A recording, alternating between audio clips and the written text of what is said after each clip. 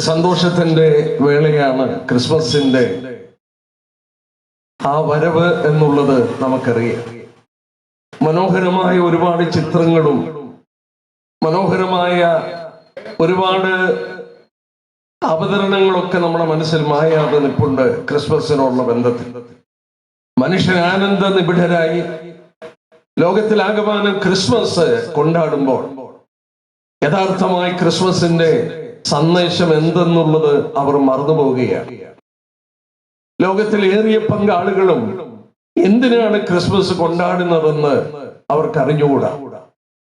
ഒരു കാര്യം ഞാൻ ഓർപ്പിക്കട്ടെ, ക്രിസ്മസ് ക്രിസ്തുവിനോടുള്ള ബന്ധത്തിലാണ്.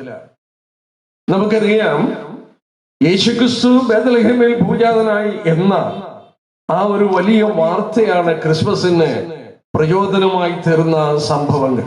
എന്നാൽ ലോകത്തിൽ വലിയ വിവാദങ്ങളുണ്ട്. ക്രിസ്തു ഡിസംബറിൽ അല്ല ജനിച്ചതെന്ന് വാദിക്കുന്നവരുണ്ട്, ജൂണിലാണ് ജനിച്ചതെന്ന് പറയുന്നവരുണ്ട്.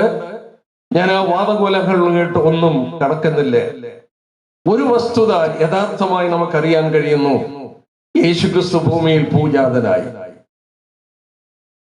ഒരു വാക്യം ഞാൻ വായിച്ചുകൊണ്ട് ഈ സന്ദേശം നൽകാം എന്നാഗ്രഹിക്കുകയാണ്.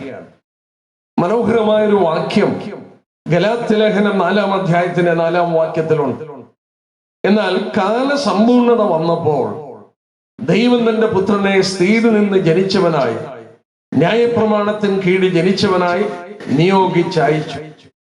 ഈ വാക്യത്തിൽ അന്തർലീനമായ അർത്ഥം ഗ്രഹിച്ചിരുന്നെങ്കിൽ എന്നെ കേൾക്കുന്നവരോട് ഞാൻ ഓർപ്പിക്കട്ടെ, കാലസമ്പൂർണത വന്നപ്പോൾ.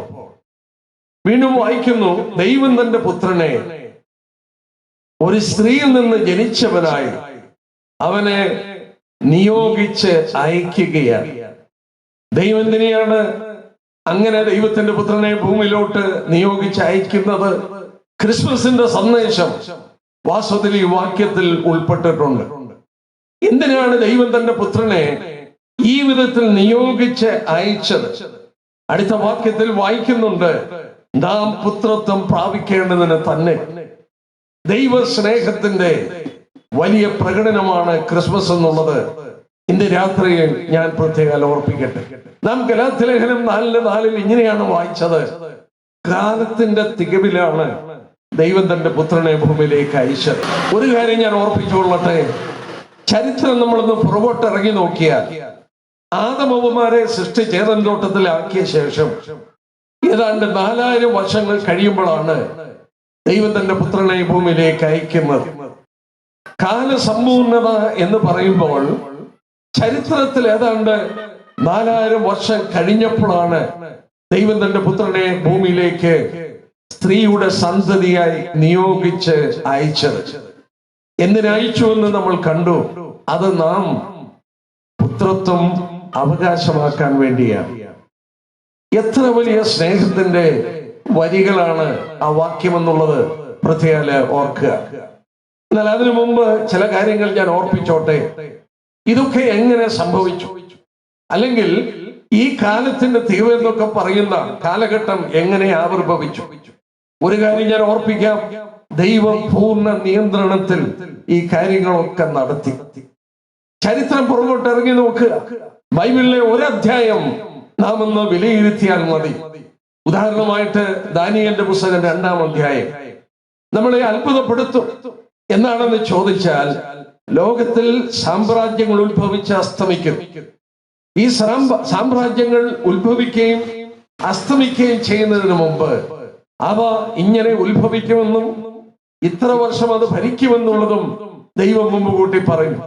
ബാബിലോൺ സാമ്രാജ്യം ഭരിക്കും. അത് കഴിയുമ്പോൾ മേദ്യരുടെയും പെർഷ്യയുടെയും സാമ്രാജ്യം ഭരിക്കും. അത് കഴിയുമ്പോൾ അലക്സാണ്ടർ ചക്രവർത്തി ഭരിക്കും. അത് കഴിയുമ്പോൾ റോമൻ സാമ്രാജ്യം ഭരിക്കും. ഞാനൊന്ന് ഓർപ്പിച്ചോട്ടെ, നൂറ്റാണ്ടുകൾക്ക് മുമ്പ് അത് പ്രവചിച്ചിരിക്കുകയാണ്. ആ പ്രവചിക്കപ്പെട്ട വചനം പോലെ തന്നെ കാലത്തിന്റെ ഓരോ നാഴികയും അതിന്റെ ചുരുളഴിഞ്ഞ് മുന്നോട്ട് പോയി. ബാബിലോൺ കഴിഞ്ഞു, മേദ്യ പേർഷ്യര് കഴിഞ്ഞു, അലക്സാണ്ടറിന്റെ ഗ്രീക്ക് സാമ്രാജ്യം കഴിഞ്ഞു. അത് കഴിഞ്ഞ് റോമൻ സാമ്രാജ്യം വന്നു. റോമൻ സാമ്രാജ്യ ഭരണത്തിന്റെ സമയത്ത് ദൈവത്തിന്റെ പുത്രനെ ദൈവം ഭൂമിയിലേക്ക് അയക്കുകയായിരുന്നു. ഒരു കാര്യം പ്രത്യേകം ഓർപ്പിക്കുക, അവൻ ഭൂമിയിൽ വന്നു എന്നുള്ളത് മാത്രമല്ല. ദാനിയേലിന്റെ പുസ്തകം 9-ാം അധ്യായം എടുക്കുമ്പോൾ 70 ആഴ്ചവട്ടത്തിന്റെ ഒരു കണക്കുണ്ട്. ആ കണക്ക് നമ്മൾ പരിശോധിക്കുമ്പോൾ ഇങ്ങനെയാണ് നാം വായിക്കുന്നത്.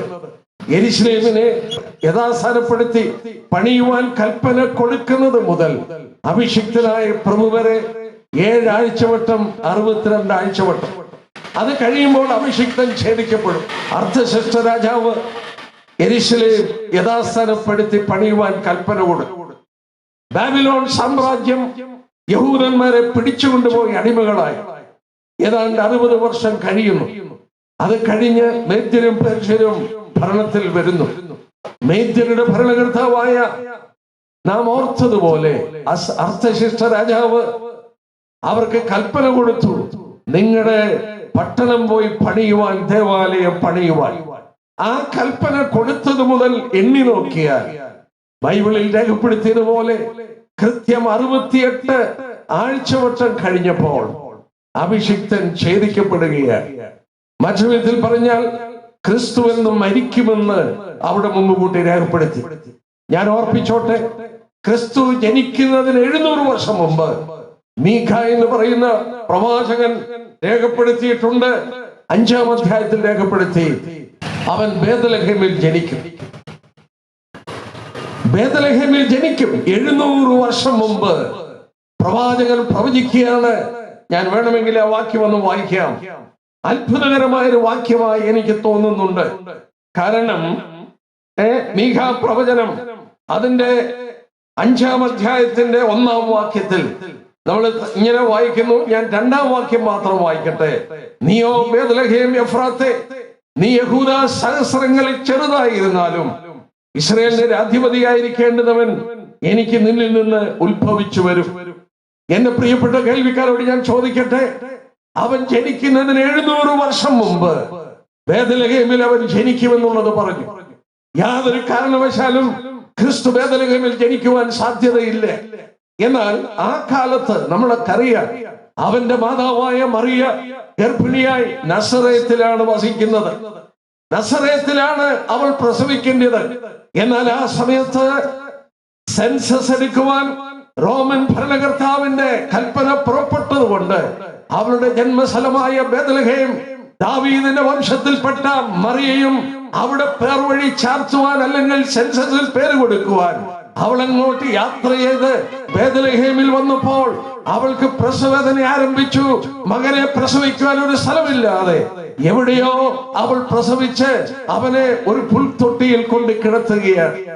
ഒരു നിമിഷം എന്നെ കേൾക്കുന്നവരോട് ഞാൻ ചോദിക്കട്ടെ, അവൻ ബേത്ലഹേമിൽ ജനിക്കുമെന്ന് മീഖ പ്രവാചകൻ പ്രവചിച്ചത് അവന്റെ ജനനത്തിന് 700 വർഷം മുമ്പാണ്. എന്നാൽ അവിടെ ജനിക്കുവാൻ വേണ്ടി ഒരു സെൻസസ് എടുക്കുവാൻ കൽപ്പന കൊടുത്തത് റോമൻ അധികാരികളാണ്. അവരുടെ ഹൃദയത്തിൽ ആരാണ് പ്രവർത്തിച്ചത്? സ്വർഗത്തിലെ ദൈവമാണ്. മറിയ ബേത്ലഹേമിൽ വരണം, അവൾ അവിടെ പ്രസവിക്കണം. ഞാൻ എന്തിനായി ഇത് ഓർപ്പിച്ചെന്ന് ചോദിച്ചാൽ, അത്യുന്നതനായ ദൈവം നാം കേട്ടതുപോലെ ചരിത്രത്തെ നിയന്ത്രിക്കുന്നുവെന്ന് നമുക്ക് കാണാൻ സാധിക്കും.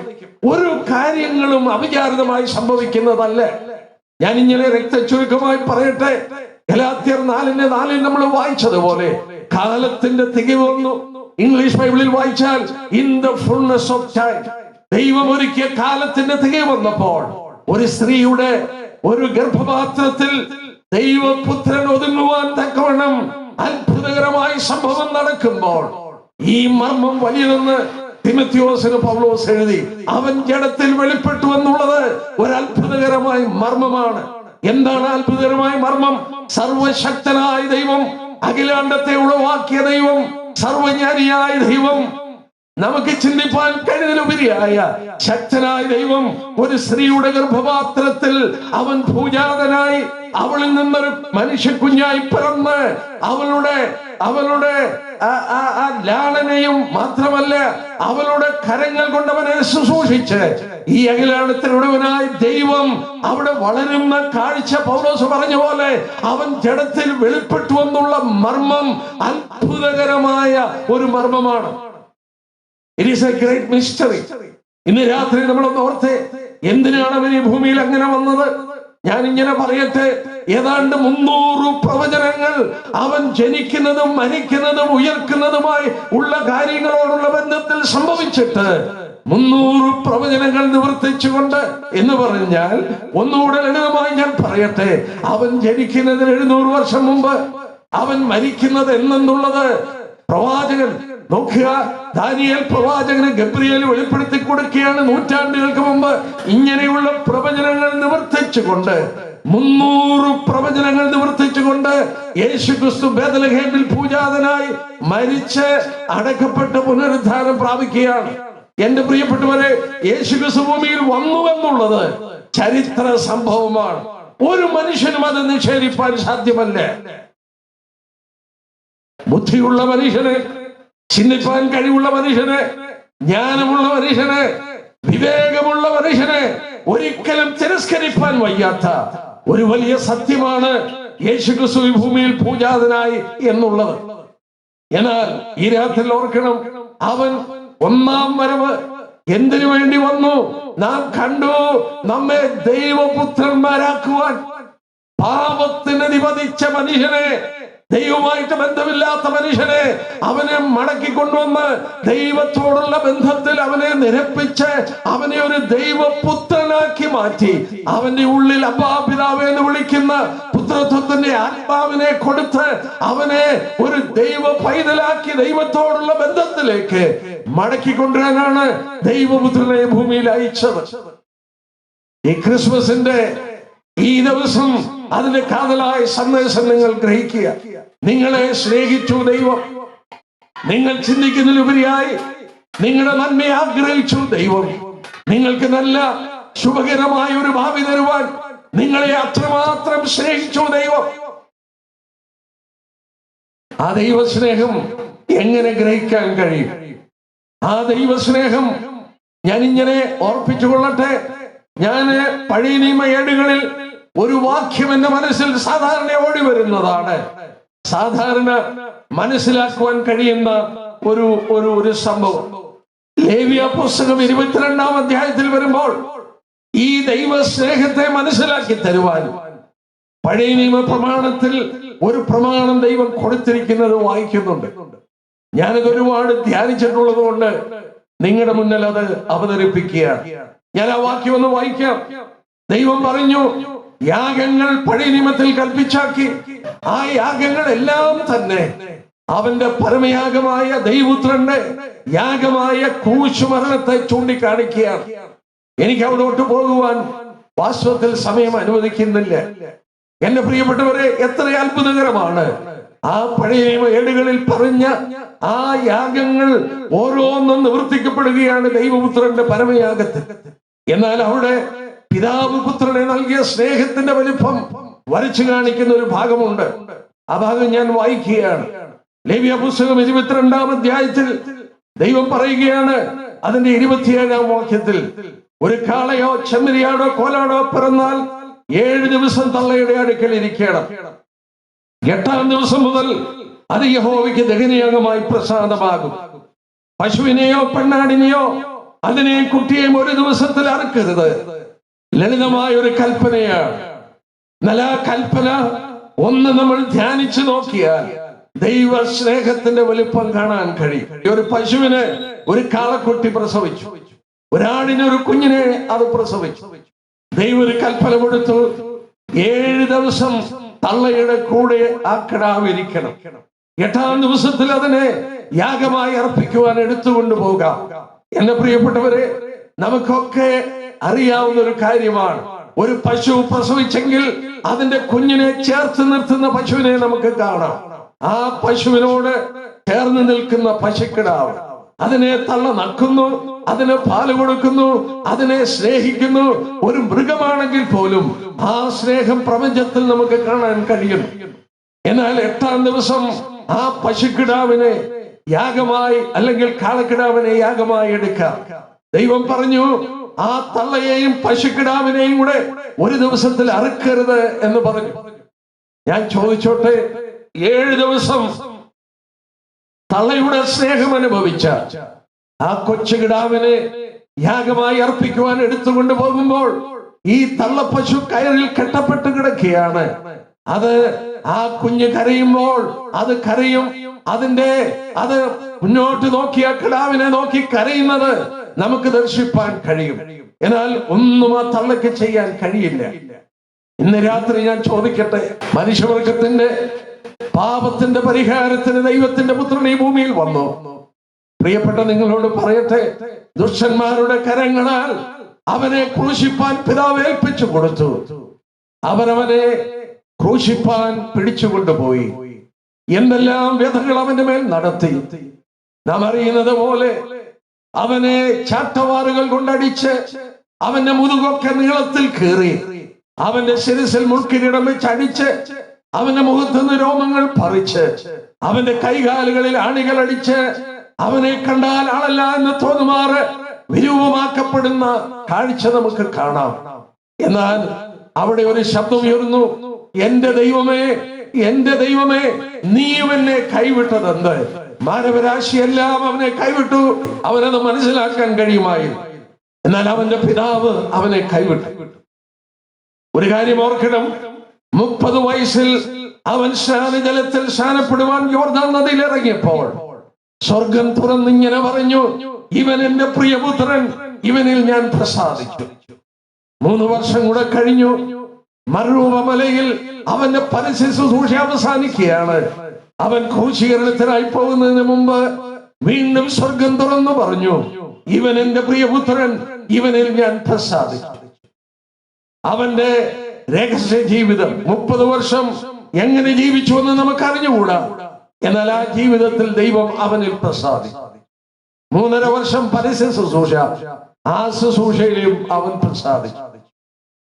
നമ്മുടെ കർത്താവിന്റെ വാക്കുകളിലൂടെ ഒരു കാര്യം അറിയാം, എന്റെ ആഹാരം എന്നെ അയച്ചവന്റെ ഇഷ്ടം തികയ്ക്കുന്നതാണ്. ഞാൻ എന്റെ ഇഷ്ടമല്ല, എന്നെ അയച്ചവന്റെ ഇഷ്ടം ചെയ്യുവാൻ സ്വർഗത്തിൽ നിന്ന് വന്നിരിക്കുന്നു. ഒറ്റ ലക്ഷ്യം, തന്റെ പിതാവിന്റെ ഇഷ്ടം നിവർത്തിക്കണം. അവന്റെ ആഹാരം അവന്റെ പിതാവിന്റെ ഇഷ്ടം ചെയ്ത് നിവർത്തിക്കുന്നതായിരുന്നു. ഞാൻ ചോദിച്ചോട്ടെ, ആ പിതാവിനെ അത്രമാത്രം സ്നേഹിച്ച്, അത്രമാത്രം പിതാവിനെ അനുസരിച്ച്, പിതാവിന്റെ ഇഷ്ടം പൂർണ്ണമായി നിർവഹിച്ച് ജീവിച്ച ദൈവത്തിന്റെ പുത്രൻ അവസാനമായി യഹൂദന്മാർ അവനെ തിരസ്കരിച്ച് ഞങ്ങൾക്ക് അവനെ വേണ്ട എന്ന് പറഞ്ഞപ്പോൾ റോമൻ സാമ്രാജ്യം അവനെ ക്രൂശിപ്പാൻ പടയാളികളെ കൽപ്പിച്ചാക്കിയപ്പോൾ അവന്റെ പിതാവിനെ ഇത്രമാത്രം സ്നേഹിച്ച് സേവിച്ച ദൈവത്തിന്റെ പുത്രൻ, നാം വായിക്കുന്നു, അവൻ ഉറക്കെ കരഞ്ഞു, എന്റെ ദൈവമേ, എന്റെ ദൈവമേ, നീയും എന്നെ കൈവിട്ടതെന്ന്. അതിന്റെ മറുപടി എന്താണ്? ഞാൻ ഒരു വാക്കിൽ പറഞ്ഞ് അവസാനിപ്പിക്കട്ടെ. അതിന്റെ മറുപടിയാണ് ഇവിടെ ഇരിക്കുന്ന ഞാനും നിങ്ങളും. പാപം ചെയ്ത് ദൈവദേശത്ത് നഷ്ടപ്പെട്ട് നിത്യനരകത്തിൽ പതിക്കേണ്ട നമ്മളെ ദൈവത്തിന്റെ പുത്രന്മാരും പുത്രിമാരും ആക്കി തീർക്കുവാൻ, നമ്മളെ സ്വർഗത്തിലേക്ക് കൊണ്ടുപോകുവാൻ, നമ്മുടെ ന്യായവിധി മാറ്റി തരുവാൻ നമ്മളെ അത്രമാത്രം സ്നേഹിച്ച ദൈവത്തിന്റെ പുത്രൻ ആ വിധത്തിൽ കൈവിടപ്പെടേണ്ടി വന്നു. ഞാനൊരു വാക്യം ഓർപ്പിക്കട്ടെ. യോഹന്നാൻ 3:16 ഇങ്ങനെ വായിക്കുന്നു, തന്റെ ഏകജാതനായ പുത്രനിൽ വിശ്വസിക്കുന്ന ഏവനും നശിച്ചു പോകാതെ നിത്യജീവൻ പ്രാപിക്കേണ്ടതിന് ദൈവം അവനെ നൽകുവാൻ തക്കവണ്ണം ലോകത്തെ സ്നേഹിച്ചു. അവൻ കരഞ്ഞപ്പോൾ പിതാവ് ഇടപെട്ടില്ല, അവന്റെ കരച്ചിലിന് മറുപടി കൊടുത്തില്ല. ആ കൊച്ചു കിടാവ് കിടന്ന് കരഞ്ഞപ്പോൾ ആ തള്ളപ്പശുവിനൊന്നും ചെയ്യാൻ കഴിയാതെ വന്നതുപോലെ ദൈവസ്നേഹം, നിങ്ങളെ ദൈവം സ്നേഹിച്ച സ്നേഹം, എന്നെ സ്നേഹിച്ച സ്നേഹം അത്ര വലുതായിരുന്നു. എന്തിനു വേണ്ടി? കാലത്തിന്റെ തികവിൽ ദൈവം തന്റെ പുത്രനെ അയച്ചത് നാം പുത്രത്വം പ്രാപിപ്പാൻ. ഈ രാത്രിയിൽ അത് തിരസ്കരിക്കുക. നിങ്ങളെ എത്രമാത്രം സ്നേഹിക്കും. നിങ്ങൾ ക്രിസ്തീയ കുടുംബത്തിൽ ജനിച്ചു വളർത്തപ്പെട്ട് കാണും. നിങ്ങൾ അനേക ക്രിസ്മസ് കൊണ്ടാടി കാണും. ഈ ക്രിസ്തുവുമായി നിങ്ങൾക്കൊരു ബന്ധമുണ്ടായിട്ടുണ്ടോ? ഞാൻ ഇന്ന് സന്ധ്യയിലും ഇരുന്ന് വായിക്കുകയായിരുന്നു. അത്ഭുതങ്ങളിൽ അത്ഭുതം. അവൻ നമ്മെ തേടി സ്വർഗം വിട്ട് ഭൂമിയിൽ വന്നെന്ന് മാത്രമല്ല, നിങ്ങളുടെ അടുക്കൽ അവൻ വന്നിട്ടുണ്ട്. ബൈബിൾ ഇങ്ങനെ പറയുന്നു, ഞാൻ വാതിൽക്കൽ മുട്ടുന്നു, ആരെങ്കിലും എന്നെ ശബ്ദം കേട്ട് വാതിൽ തുറന്നാൽ ഞാൻ അവനോടും അവൻ എന്നോടും കൂടെ അത്താഴം കഴിക്കും. ഞാൻ എന്റെ പ്രസംഗം നിർത്തുന്നതിന് മുമ്പ് ഒരു കാര്യം ഞാൻ ചോദിക്കട്ടെ. അവന്റെ അമ്മ പൂർണ്ണ ഗർഭിണിയായി. ആ കുഞ്ഞിന് ജന്മം കൊടുക്കുവാൻ പ്രസവവേദനപ്പെട്ടവൾ അനേക വഴിയമ്പലങ്ങൾ മുട്ടി വിളിച്ചപ്പോൾ അവളൊരു ശബ്ദം കേട്ടു, ഇവിടെ സ്ഥലമില്ല, ഇവിടെ സ്ഥലമില്ല. ഒരു മനുഷ്യനും അവന് ജനിക്കുവാൻ സ്ഥലം കൊടുത്തില്ല, ഒരു വീടും അവന് തുറന്നു കൊടുത്തില്ല. എന്നാൽ ഇന്ന് രാത്രി ഞാൻ പറയട്ടെ, അവന്റെ സ്നേഹം മനസ്സിലാക്കിയ അനേകർ തങ്ങളുടെ ഹൃദയങ്ങൾ തുറന്നു കൊടുത്തു. ഹൃദയങ്ങൾ തുറന്നു കൊടുത്തു. ഞാൻ വാതിൽക്കൽ മുട്ടുന്നു, ആരെങ്കിലും എന്റെ ശബ്ദം കേട്ട് വാതിൽ തുറന്നാൽ ഒരു സത്യം ഞാൻ ഓർപ്പിക്കാം, അവന് മുട്ടുവാൻ മാത്രമേ കഴിയുള്ളൂ. നിങ്ങളോട് ശാന്തമായി ഇടപെടുവാൻ കഴിയും. നിങ്ങൾ വേണം ആ വാതിൽ തുറന്നു കൊടുക്കാൻ. ആ വാതിലിന് പുറത്ത് പിടിയില്ലേ. അവൻ ഒരിക്കലും മനുഷ്യന്റെ ഇച്ഛാശക്തിയിൽ കൈകടത്തത്തില്ല. അവൻ അത് ബലം പ്രയോഗിച്ച് തുറന്ന് അകത്തു വരില്ല. നിങ്ങൾ അവന്റെ ശബ്ദം കേൾക്കുമ്പോൾ നിങ്ങൾ ആ വാതിൽ തുറന്നു കൊടുക്കണം. ഈ രാത്രിയിൽ ഞാൻ പറയട്ടെ, 22 വയസ്സുള്ള ഒരു ചെറുപ്പക്കാരനായിരുന്നു. എന്റെ ഹൃദയ കവാടം ഞാൻ തുറന്നു കൊടുത്തു. എന്റെ ഉള്ളിൽ അവൻ കടന്നു വന്നു. എന്റെ ഭവനം ഞാൻ അവന് തുറന്നു കൊടുത്തു. എനിക്കുള്ളതെല്ലാം അവന് വേണ്ടി ഞാൻ തുറന്നു കൊടുത്തു. കാരണം എനിക്കറിയാം, അവൻ പൂർണ്ണ ഗർഭിണിയായ അവന്റെ മാതാവിന്റെ ഉള്ളിൽ ഒരു ജന്മസ്ഥലം അന്വേഷിച്ച് നടന്നപ്പോൾ ആരും അവന് വാതിൽ തുറന്നു കൊടുത്തില്ല. ഇന്ന് രാത്രി നിങ്ങളുടെ അടുക്കൽ വന്ന് നിങ്ങളുടെ ഹൃദയ കവാടം മുട്ടുന്ന ദൈവത്തിന്റെ പുത്രൻ, നിങ്ങൾ തുറന്നു കൊടുക്കുമോ? അവനെ തിരസ്കരിക്കുമോ? ഞാൻ ഈ വാക്കൊന്നൂടെ ഓർപ്പിച്ച് നിർത്താം. ഗദരദേശത്തിൽ ഒരു ഭൂതഗ്രസ്തനുണ്ടായിരുന്നു. ആ ഭൂതഗ്രസ്തനെ കർത്താവ് സുഖപ്പെടുത്തി. ഭൂതങ്ങളെല്ലാം കൂടെ അവിടെ മേഞ്ഞുകൊണ്ടിരുന്ന പന്നിയിൽ കയറി ആ പന്നി കടലിൽ കടുന്തൂക്കായി ചെന്ന് ചത്തപ്പോൾ ആ നാട്ടുകാരവനോട് പറഞ്ഞു, ഞങ്ങളെ വിട്ടു പോകണം. ഇന്ന് രാത്രി നിങ്ങളുടെ അടുക്കൽ വരുന്ന ദൈവപുത്രനെ നിങ്ങൾക്ക് തിരസ്കരിക്കാം. അല്ല, അവൻ 2 ശിഷ്യന്മാരുടെ കൂടെ എമൗസിലേക്ക് നടന്നു നീങ്ങി. ആ വീട്ടിൽ വന്നപ്പോൾ അവനവരെ കടന്നു പോകുന്ന ഭാവം കാണിച്ചപ്പോൾ അവനോട് അവർ കെഞ്ചി അപേക്ഷിച്ചു, അബൈഡ് വിത്ത് us, ഞങ്ങളോടുകൂടെ പാർക്കണം. 2 തെരഞ്ഞെടുപ്പ് നിങ്ങളുടെ മുന്നിലുണ്ട്. നിങ്ങൾ ആരുമായി കൊള്ളട്ടെ. ഒന്നുകിൽ ദൈവപുത്രനെ തിരസ്കരിക്കാം, നീ ഞങ്ങളുടെ അതിര് വിട്ടു പോകണം. അല്ലെങ്കിൽ നിങ്ങൾക്ക് പറയാം, ഇന്ന് രാത്രി എന്നോടുകൂടെ വസിക്കണം. നിങ്ങളുടെ ഹൃദയ കവാടത്തിൽ മുട്ടുന്ന ദൈവപുത്രൻ, നിങ്ങൾ ആ ഹൃദയ കവാടം തുറന്നു കൊടുത്താൽ നിങ്ങളുടെ ഉള്ളിൽ വന്ന് അവൻ കൊണ്ടുവന്ന രക്ഷ നിങ്ങൾക്ക് നൽകി നിങ്ങൾക്ക് സമാധാനവും ഐശ്വര്യമുള്ളവരായി നിങ്ങൾ തീരും.